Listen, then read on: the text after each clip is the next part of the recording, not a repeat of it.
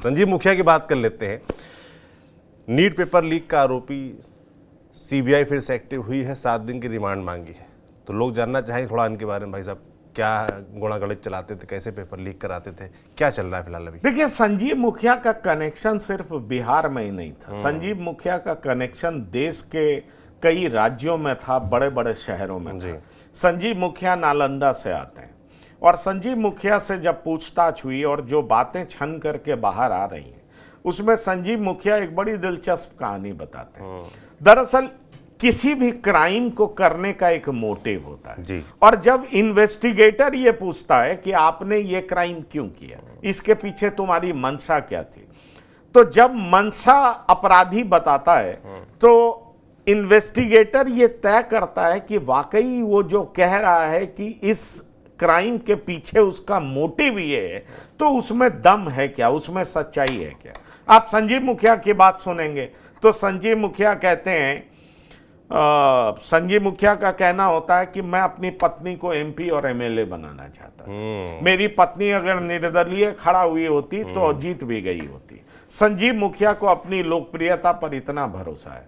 समझिए, संजीव मुखिया के काम में संजीव मुखिया का बेटा, जिसका नाम डॉक्टर शिव है, वो भी इन्वॉल्व था। संजीव मुखिया पेपर लीक कराता था, उसमें कई कोचिंग इंस्टीट्यूट भी इन्वॉल्व थे। अब लड़कों को जो 40-50 लाख खर्च कर सकता था, वैसे लड़कों को संजीव मुखिया तक कई कोचिंग इंस्टीट्यूट्स पहुंचाते थे। अब सोचिए, आप एक कोचिंग इंस्टीट्यूट चलाते हैं और आप चलाने वाले हैं अमुक कोचिंग इंस्टीट्यूट के आप चेयरमैन हैं और आपका काम है कि आप उस कोचिंग इंस्टीट्यूट को चलाएंगे। अब आप अपने लड़कों को संजीव मुखिया के पास लेके जाएंगे। एक रकम तय हो जाता था 40 से 50 लाख रुपया। अब 40 से 50 लाख रुपया आपने दिया और आपका लड़का सेलेक्ट हो गया। और जब लड़का सेलेक्ट हुआ तो आपको क्या फायदा होता था? आपको यह फायदा होता था कि आपके कोचिंग का नाम होता था। आप बड़े बड़े होर्डिंग्स लगाते थे और उसमें बताते थे कि देखिए, मेरे कोचिंग का ये लड़का इस मेडिकल एग्जाम में सेलेक्ट हो गया, इस नीट में सेलेक्ट हो गया, उसको ये कॉलेज मिल रहा है। और दरअसल संजीव मुखिया इसी में मास्टर था। कहा यह जाता है कि जहां पेपर पब्लिश होता था और जब पेपर को निकाला जाता था तो उसमें 3 ताले लगाए जाते थे। 2 ताला के बारे में जो एग्जाम कंडक्ट कराता था उसको पता होता था, तीसरे ताले के बारे में पता नहीं होता था। और संजीव मुखिया को तीसरे ताले के बारे में पता होता था और उसी ताले को बखूबी खोल करके वो पेपर निकालता था। और सॉल्वर्स, कई सारे डॉक्टर्स होते थे जो इंटेलिजेंट होते थे, उनसे सॉल्व करा करके और फिर आंसर दे दिया जाता था और आंसर बाकायदा लिख दिया जाता था और वो बच्चे सेलेक्ट हो जाते थे और अच्छा रकम संजीव मुखिया भी कमाता था। उसका पूरा रैकेट जो है इसी तरीके से चलता था और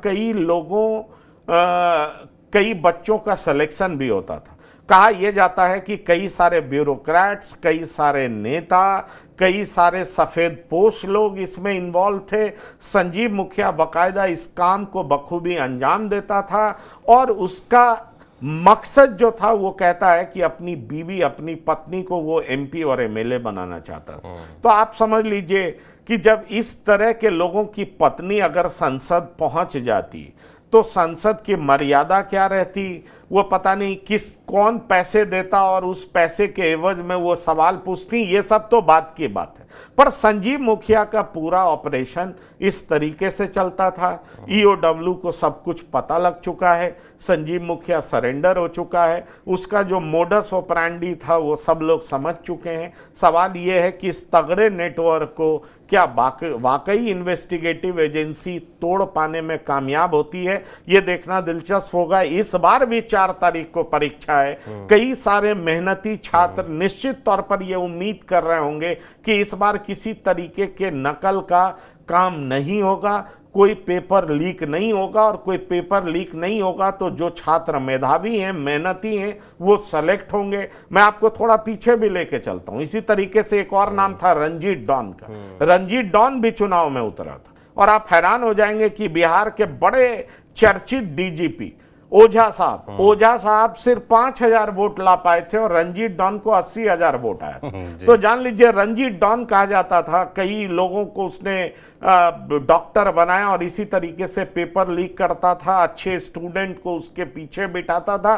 कई तरह का गिरोह आप कुछ राज्यों के कैपिटल में पाएंगे कि इस तरीके से काम करते हुए नजर आते हैं। बहरहाल हम उम्मीद करते हैं कि इस बार का जो एग्जाम होगा वो बड़ा फ्री और फेयर होगा, किसी तरह की कोई गड़बड़ी नहीं होगी। लेकिन ये जो पूरा नेटवर्क है वो पुलिस को, इन्वेस्टिगेटिव एजेंसी को पता चल चुका है।